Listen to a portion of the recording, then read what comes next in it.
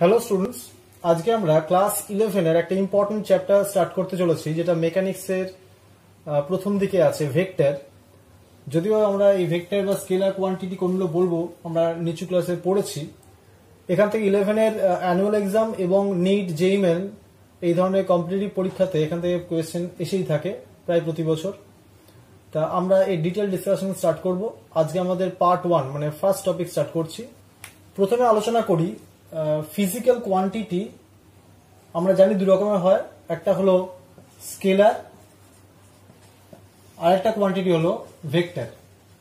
আমি একটু ইন্ট্রোডাকশনটা দিয়ে রাখছি তোমাদেরকে, যেটা যে আমাদের পার্ট 1 ভিডিও, একটু বলে রাখা উচিত। স্কেলার কোয়ান্টিটি কাদের বলেছিলাম? যাদের শুধুমাত্র মান আছে কিন্তু কোনো দিক নেই। মানে scalar quantities R those physical quantities which have only magnitude. তাদের শুধুমাত্র ম্যাগনিটিউড আছে বাট নো ডাইরেকশন। আর ভেক্টর কোয়ান্টিটি কাদের বলেছিলাম?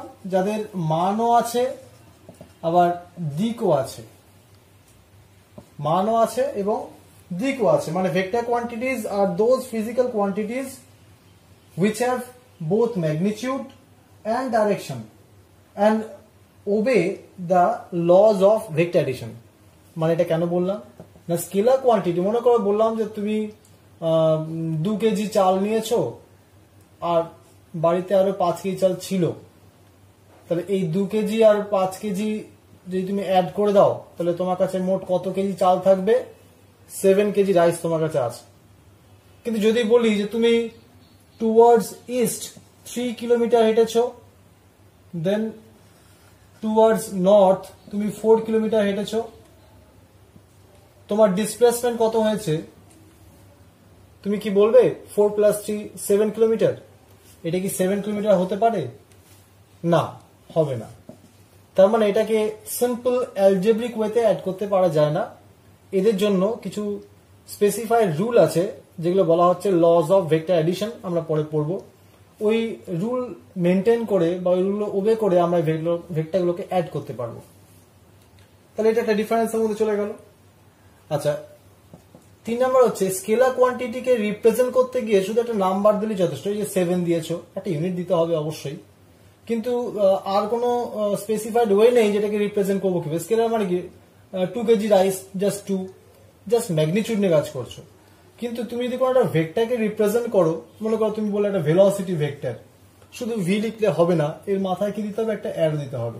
তার মানে এটা একটা ওয়ে অফ রিপ্রেজেন্টেশন। এইভাবে তুমি একটা ভেক্টরকে রিপ্রেজেন্ট করছো, তার মাথায় একটা অ্যারো সাইন দিয়ে বা সিম্বল দিয়ে। এবার আমরা দেখব যে স্কেলার ভেক্টরের মধ্যে স্কেলার আলোচনা তো এই চ্যাপ্টারে খুব একটা নেই, আমরা মেইনলি ভেক্টর নিয়ে আলোচনা স্টার্ট করব। এবার আমরা দেখব একটা ভেক্টরকে আমরা রিপ্রেজেন্ট করব কিভাবে। মনে করো তুমি এই পয়েন্ট থেকে তোমার জার্নি স্টার্ট করেছো, মানে এটা তোমার ইনিশিয়াল পয়েন্ট বা আদি বিন্দু। এখান থেকে হাঁটতে হাঁটতে তুমি স্ট্রেট লাইনে হেঁটে তুমি এইখানে পৌঁছেছো, তাহলে এটা তোমার ফাইনাল পয়েন্ট বা অন্তিম বিন্দু। তার মানে তোমার ডিসপ্লেসমেন্ট, সরণ কোন দিকে অভিমুখ করে আছে? এই দিকে। তাহলে এটা তোমার কি পয়েন্ট? এটা ইনিশিয়াল পয়েন্ট বা আদি বিন্দু, এটা টার্মিনাল পয়েন্ট বা ফাইনাল পয়েন্ট, অন্তিম বিন্দু। এই দুটোকে যোগ করে যে রেখাটা পেয়েছি, এটা স্ট্রেট লাইন পেয়েছি। আমি তো অন্য কোনো বাঁকা লাইন পাইনি, বাঁকা লাইন পেলে সেটা আমরা নিতে পারবো না।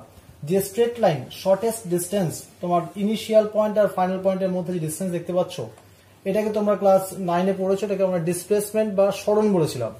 তাহলে সরণটা কি রাশি? ভেক্টর রাশি। ডিসপ্লেসমেন্ট একটা ভেক্টর কোয়ান্টিটি, তার ডাইরেকশনটা কোন দিকে?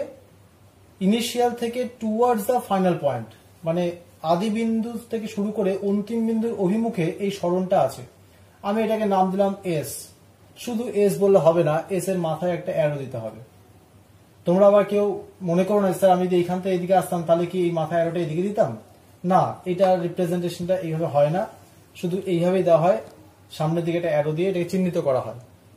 এবার এই যে I2F দেখতে পাচ্ছ, এই যে রেখাটা, এই রেখাটার যে লেন্থ, এই লেন্থটা বা দৈর্ঘ্যটা, মানে এই রেখাংশ যে দেখতে পাচ্ছি তার দৈর্ঘ্যটাকে আমরা বলবো ওই সরণ ভেক্টর রাশিটার মান। আর দিক কোন দিকের সাথে চোখে দেখতেই পাচ্ছ, অ্যারো দিয়ে দিয়েছি। তাহলে এস ভেক্টর এর মানকে আমরা চিহ্নিত করি কিভাবে? এস ভেক্টর এর মডিউলাস, সেটাকে শুধুমাত্র এস দিয়ে চিহ্নিত করা হয়। মানে আর মাথায় দেখো কোনো অ্যারো সাইন বা সিম্বল দিইনি।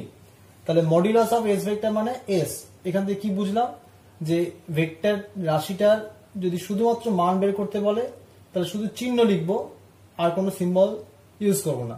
ফর এক্সাম্পল মনে করলাম যে তোমার সরণ হয়েছে 5 কিলোমিটার, কিন্তু এইখানে ছবি দেখে বুঝতে পারছি না যে আমার অভিমুখটা ঠিক কোন দিকে আছে।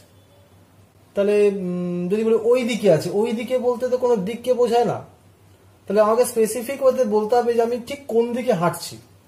এইটা কিন্তু এইভাবে একটা ভেক্টরকে একে বোঝানো যাবে না। তার জন্য কি করতে হবে, আমাদের একটা কোঅর্ডিনেট ফ্রেম নিতে হবে। কোঅর্ডিনেট ফ্রেমটা কি জিনিস এটা দেখে নেওয়া যাক। তুমি একটা এক্স ও ওয়াই, মানে এটা এক্স অরিজিন ও, এটা ওয়াই অ্যাক্সিস দেখতে পাচ্ছ। এবার আমরা ওই যে ভেক্টরটা এঁকেছিলাম ওই ভেক্টরটার আদি বিন্দুকে আমরা অরিজিনে বা মূল বিন্দুতে টাচ করিয়ে দিলাম। মানে এটা আগে ঘুরছিল এরকম ভাবে, এটা ধরে লেজ ধরে টেনে নিলাম, লেজ ধরে টেনে সেখানে বসিয়ে দিয়েছি। তাহলে বসিয়ে দেওয়ার পর কি দেখতে পাচ্ছি, এখন এটা নাম দিচ্ছি মনে করো ও এ। তোমার যেটা ইনিশিয়াল পয়েন্ট ছিল সেটা এখন ও, যেটা ফাইনাল পয়েন্ট সেটা এখন হয়ে গেছে এ পয়েন্ট। তাহলে অ্যারোটা কোন দিকে দেখতে পাচ্ছি, এইদিকে। এবার যদি আমি বলি যে তুমি কোন দিকে হাঁটছো বা কোন দিকে হেঁটেছো, তাহলে কি বলবো যে এই যে হরাইজন্টাল ডাইরেকশন দেখতে পাচ্ছি এর সঙ্গে তুমি থিটা অ্যাঙ্গেল করে গেছো। ফর এক্সাম্পল থিটাটা মনে করো 30 ডিগ্রি। তাহলে এইখানে যদি বলা হয় তোমার এস ভেক্টরটার টোটাল ডেসক্রিপশনটা আমাকে বলো, তখন তুমি কি বলবে যে স্যার আমি এই অনুভূমিক বা হরাইজন্টাল ডাইরেকশনের সাথে 30 ডিগ্রি অ্যাঙ্গেল করে আমি এই বরাবর হেঁটেছি এবং আমার ডিসপ্লেসমেন্টের ভ্যালু কত 5 কিলোমিটার। তার মানে আমি ম্যাগনিটিউডও বললাম, ডাইরেকশন বললাম, এই টোটাল দুটো ইনফরমেশনকে একসঙ্গে নিয়ে সরণ ভেক্টরটাকে রিপ্রেজেন্ট করা হবে। এবার আমরা ভেক্টরকে মেনলি দুটো ভাগে ভাগ করব, মানে দুটো টাইপে ভাগ করব। সেটা কি, একটাকে নাম লিখে রাখো পোলার, বাংলাতেও এটাকে পোলার ভেক্টর বলছি, পোলার ভেক্টরস। আরেকটা নাম লিখে রাখো অ্যাক্সিয়াল ভেক্টরস, এটা লেখো পোলার ভেক্টরস, এটা লেখো অ্যাক্সিয়াল ভেক্টরস। এবার যারা বাংলায় লিখছো তারা বাংলায় সংজ্ঞাটা লিখে নাও, পোলার ভেক্টর কাকে বলে ভালো করে লিখে নাও, আমি আর বোর্ডে লিখছি না, শুনে নাও। দেখো যে সমস্ত ভেক্টর রাশিকে রাশির অভিমুখে তীর চিহ্নযুক্ত রেখাংশ দ্বারা প্রকাশ করা হয়, মানে তুমি একটা অ্যারো দিয়ে যদি কোনো ভেক্টরকে রিপ্রেজেন্ট করতে পারো তবে সেটা অবশ্যই কি ভেক্টর হবে, পোলার ভেক্টর। তাহলে কি বললাম, যে সমস্ত ভেক্টর রাশিকে রাশির অভিমুখে তীর চিহ্নযুক্ত রেখাংশ দ্বারা প্রকাশ করা যায় তাদেরকে আমরা কি বলবো, পোলার ভেক্টর বলবো। এক্সাম্পল লিখে রাখো, এই এক্সাম্পল তোমাদের অনেকেরই জানা আছে।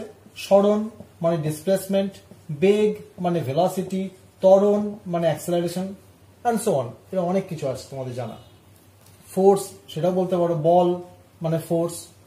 তার মানে পোলার ভেক্টরস, একে আরেকটা কথা ট্রু ভেক্টর বলা হয়, ট্রু ভেক্টরস। তাহলে পোলার ভেক্টরস বা ট্রু ভেক্টরস আর vectors associated with linear directional effect.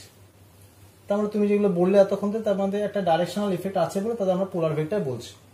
এবার আমরা বলবো অ্যাক্সিয়াল ভেক্টর বা একটা বাংলা লিখে রাখো অক্ষীয় ভেক্টর বলা হয়, বাংলায় বলা হয় অক্ষীয় ভেক্টর। তার ডেফিনেশনটা লিখে নাও, যে সমস্ত ভেক্টর, আমি লিখছি না বোর্ডের নিজের লেখা, আমি বলছি যে সমস্ত ভেক্টর কোনো না কোনো প্রকার ঘূর্ণনের সঙ্গে সম্পর্কিত এবং যাদেরকে ঘূর্ণাক্ষের সমান্তরাল রেখাংশ দ্বারা প্রকাশ করা হয় তাদেরকে বলা হয় অক্ষীয় ভেক্টর। ব্যাপারটা কিরকম দাঁড়ালো, মনে করো এইখানে একটা পার্টিকেল ঘুরছে, তাহলে এখানে যে পয়েন্টের অ্যাবাউটে ঘুরছে সেই পয়েন্ট দিয়ে যদি একটা লাইনকে তুমি কল্পনা করো, তাহলে বলতে পারি যে এই ঘূর্ণাক্ষ বা এই অ্যাক্সিস এর অ্যাবাউটেই এটা ঘুরছে।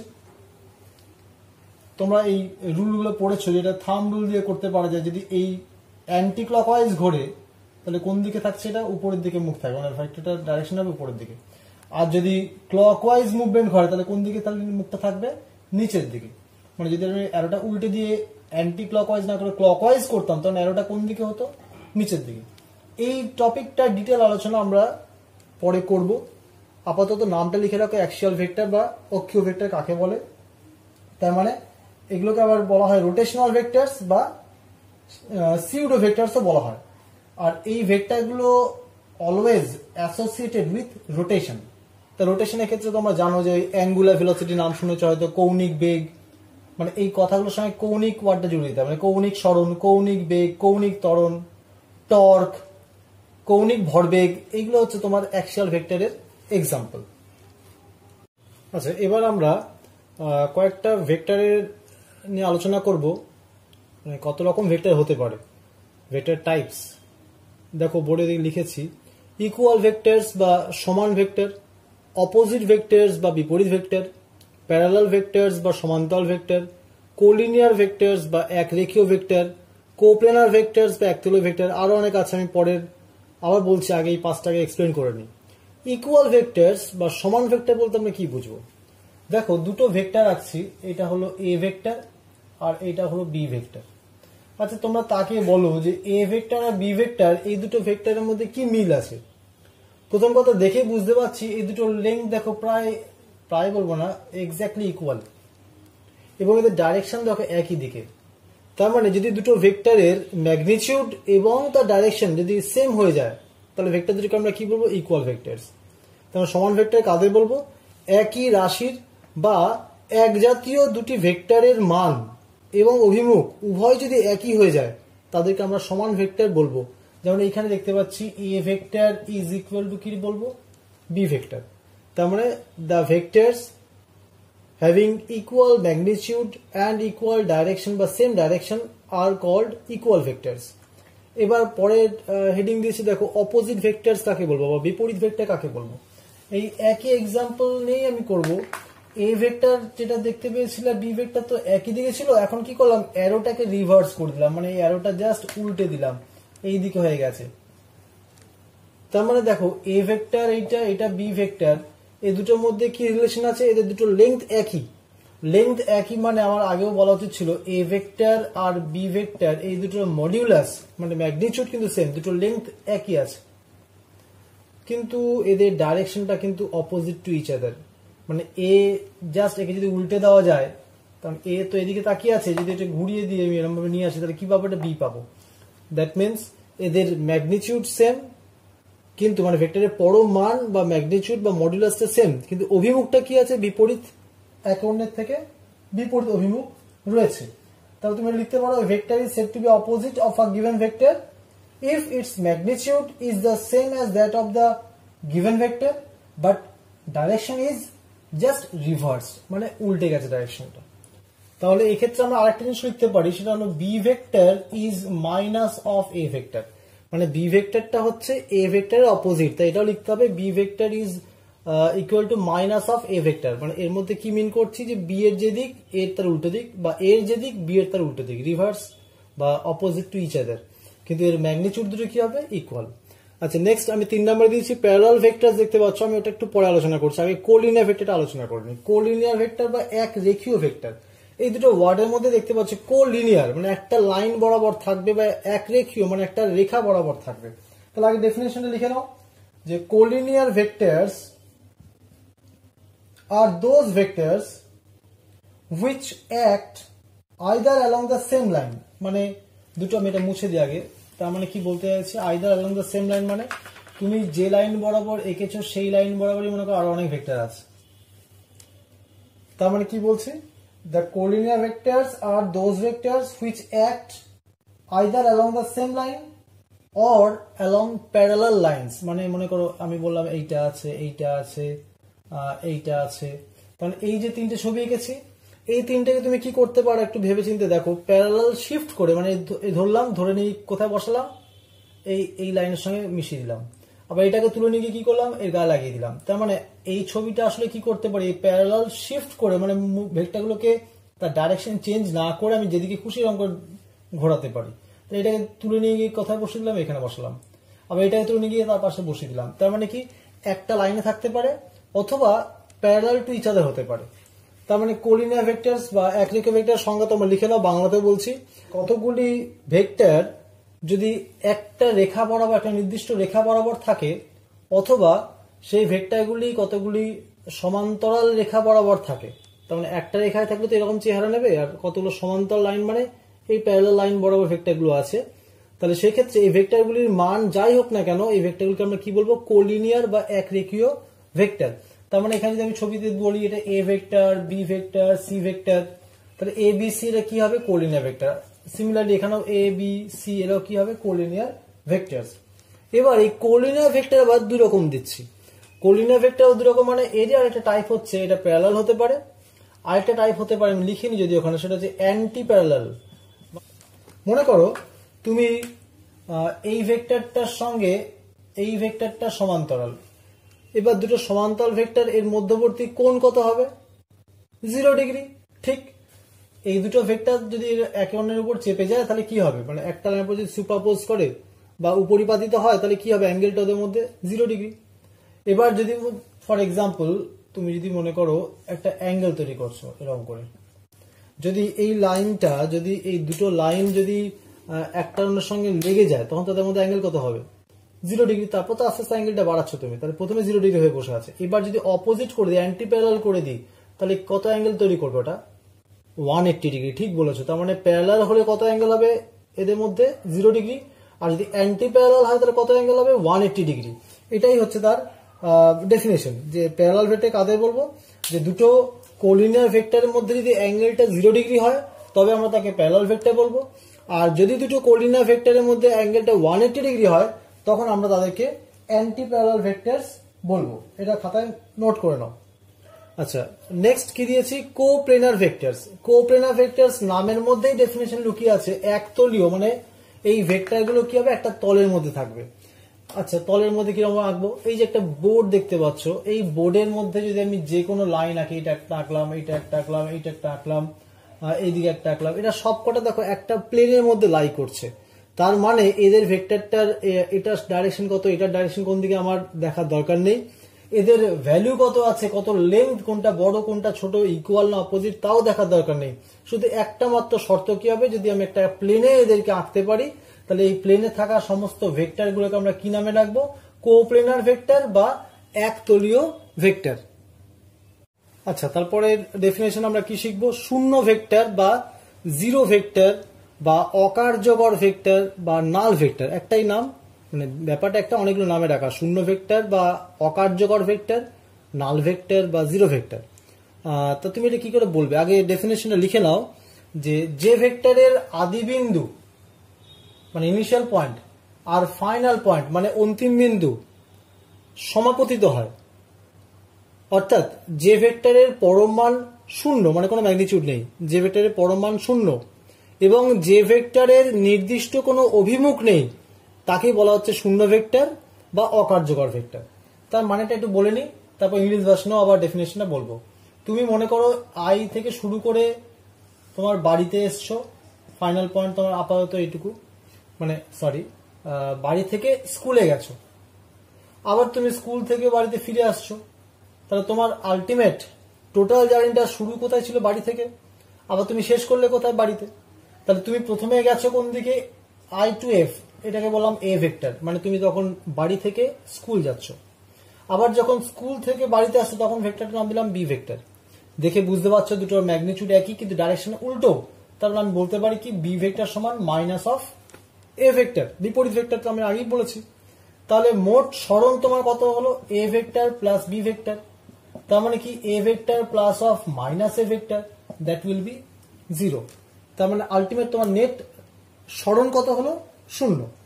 ইংলিশ ভার্সন ছেড়ে ডেফিনেশন লিখে নাও, zero vector or null vector is a vector which has zero magnitude and an arbitrary direction, মানে যে কোনো দিক থাকতে পারে, নির্দিষ্ট অভিমুখ নেই। এবার যদি তোমাকে বলা হয়, যদি তোমাকে জিজ্ঞেস করে যে নাল ভেক্টরের কিছু এক্সাম্পল দাও বা এর সিগনিফিকেন্স কি, তুমি কি বলবে? এই যে আমরা যে কোঅর্ডিনেট ফ্রেমটা এঁকেছিলাম, এই কোঅর্ডিনেট ফ্রেমটা কি ছিল আমাদের y ও x, এখানে অরিজিন, এই অরিজিনটা কি, মূল বিন্দুটা কি, এটা একটা নাল ভেক্টর, মানে যেন মনে হচ্ছে আমরা আগে ছবি এঁকেছিলাম না ও থেকে এ, তাহলে যদি এই টিপটা আস্তে আস্তে নামতে নামতে ভেক্টরটা ছোট হতে তো যদি একদম এখানেই চলে আসে, তার মানে এই ও পয়েন্টের তখন কি নামে রাখবো, ও পয়েন্টটাকে আমরা জিরো ভেক্টর নামে রাখবো। ঠিক, এবার মনে করো একটা বডি স্টেশনারি বডি, মানে বডিটা রেস্টে আছে, তাহলে তার ভেলোসিটি ভেক্টর কত হবে 0। তুমি কি বলো, একটা স্থির বস্তুর বেগ কত 0, তাহলে ভি তো ভেক্টর, তাহলে শূন্যটা কি বলবো, তাহলে এটা একটা নাল ভেক্টর, জিরো ভেক্টর বলবো। মনে করো তুমি একটা এ ভেক্টর, তার সঙ্গে তুমি জিরো ভেক্টর অ্যাড করছো। এবার আমি কথার কথা জিরো একটা মাথায় ভেক্টর দিলাম, তখন আলটিমেট কত থাকবে? ওই ভেক্টরটার কোনো চেঞ্জ ও ঘটাবে না যার সঙ্গে ও যোগ করছে বা যোগ করা হলো। যদি বলি B vector plus zero vector, তার মানে বি ভেক্টরটা আনচেঞ্জ থাকছে, ওটার কোনো মান চেঞ্জ করবে না। কিন্তু যদি বলি এ ভেক্টরের সঙ্গে তুমি জিরো দিয়ে মাল্টিপ্লাই করছো, তখন কিন্তু আনসার আসবে জিরো। তার মানে যদি তুমি জিরো দিয়ে যোগ করো তাহলে ভেক্টরের কোনো চেঞ্জ হবে না, আর কিন্তু যদি মাল্টিপ্লাই করো তাহলে ভেক্টরটা আলটিমেট কি রেজাল্ট দেবে তোমাকে? নাল ভেক্টর। আচ্ছা, আমাদের এবার লাস্ট একক ভেক্টর লেখা আছে। একক ভেক্টর বা ইউনিট ভেক্টরটা আমরা আলোচনা করবো। এটা কিন্তু খুব ইম্পর্টেন্ট, এটা ভালো করে শোনো। একক ভেক্টরের কনসেপ্টটা কিন্তু খুব ইম্পর্টেন্ট। প্রথমত নামের মধ্যে দেওয়া আছে ইউনিট ভেক্টর। একক ভেক্টর মানে কি? একটা ভেক্টর যার মান কত হবে? 1 হবে। Unit vector is that vector having magnitude unit. কোন দিকে থাকবে না? যে ভেক্টরের ইউনিট ভেক্টর তুমি নিচ্ছ সেই ভেক্টর বরাবর। তার মানে কোন নির্দিষ্ট দিকে। তুমি মনে করো বলতে যাচ্ছ, আমি একটা এক্সাম্পল দিয়ে বললে ভালো করে বুঝতে পারবে। এটা মনে করো এ ভেক্টর। এ ভেক্টরটার ম্যাগনিটিউড কত সেটা তুমি জানো। এ ভেক্টরের ম্যাগনিটিউড হচ্ছে সিম্পলি এ। তোমাকে যদি প্রশ্ন করা হয় যে এই এ ভেক্টরটাকে তুমি কতগুলো টুকরো করলে, 1 2 3 করে কতগুলো পিস করলে এর প্রত্যেকটা পিস মানে এই যে প্রত্যেকটা খণ্ড, এই খণ্ডগুলোর দৈর্ঘ্য হবে 1, কে বলতে পারবে? দেখো চিন্তা করে, যদি এই ভেক্টরটার মান হয় 5 মিটার পার সেকেন্ড, তার মানে এর ম্যাগনিটিউড কত হবে? 5। তখন তুমি কটা টুকরো করতে? 5 পিস করতে। এখানেও তাই, যে ভেক্টরের মান এ, তাকে এটা টুকরো করব যাতে প্রত্যেকটা টুকরো ভ্যালু কত আসে? 1। তোমার কটা টুকরো? দেখো 1টা 2টো 3টে 4টে 5টা 6টা 7টা করতে হতে কটা টুকরো হবে? এটা টুকরো হবে। তাহলে এই প্রত্যেকটা যে ছোট ছোট ভেক্টর দেখতে পাচ্ছ, এইগুলো যে ছোট ভেক্টর, এগুলো আমরা বলবো ইউনিট ভেক্টর। কেন না? এই ভেক্টর গুলোর প্রত্যেকটার ম্যাগনিটিউড 1। আর এদের ডাইরেকশনটা কোন দিকে আছে না? যেদিকে এই বড় ভেক্টর এটা আছে, এই এ ক্যাপ, এটাকে আমরা কি দিয়ে রিপ্রেজেন্ট করি? এ মাথায় টুপি। তার মানে এই ছোট ছোট এ এরকম কটা আছে? A pieces of A cap will constitute the vector A. তার মানে 1টা 2টো 3টে করে করে এরকম কটা ছোট ছোট ভেক্টর আছে? এ ক্যাপ এরকম ভেক্টর কটা নিয়েছো তুমি? এটা। তাহলে এটা এ ক্যাপকে যদি তুমি জুড়ে দাও তাহলে কি পাবে তুমি? গোটা বড় এ ভেক্টরটা পাবে। That means A cap is given by A vector divided by simply A. তার মানে লিখতে পারি A vector divided by A ভেক্টরের মডিউলাস। এটা কিন্তু খুব ইম্পর্টেন্ট। এবার যদি বলি বি ভেক্টর, তাহলে কোন দিকে হবে? বিটা মনে করো এই দিকে আছে। যদি এই দিকে বি হয় তাহলে বি ক্যাপ কোন দিকে থাকবে? বি ক্যাপের ডাইরেকশন আর বি ভেক্টর ডাইরেকশন একই দিকে। তার মানে এটা হবে তখন B vector divided by B ভেক্টরের মডিউলাস। সিমিলারলি সি ভেক্টর অন্যান্য ভেক্টরের জন্য তোমরা পাবে। ওকে, আজকের আলোচনা এটুকুই। তোমরা খাতায় এটা ভালো করে লিখে নাও। আর নেক্সট ডে আমরা স্টার্ট করবো, মানে নেক্সট ভিডিওতে আমরা ভেক্টরের অ্যাডিশন কীভাবে করা যায়, কী কী তার রুলস, সেগুলো পড়বো এবং তার কিছু নিউমেরিক্যাল সলভ করবো। ওকে।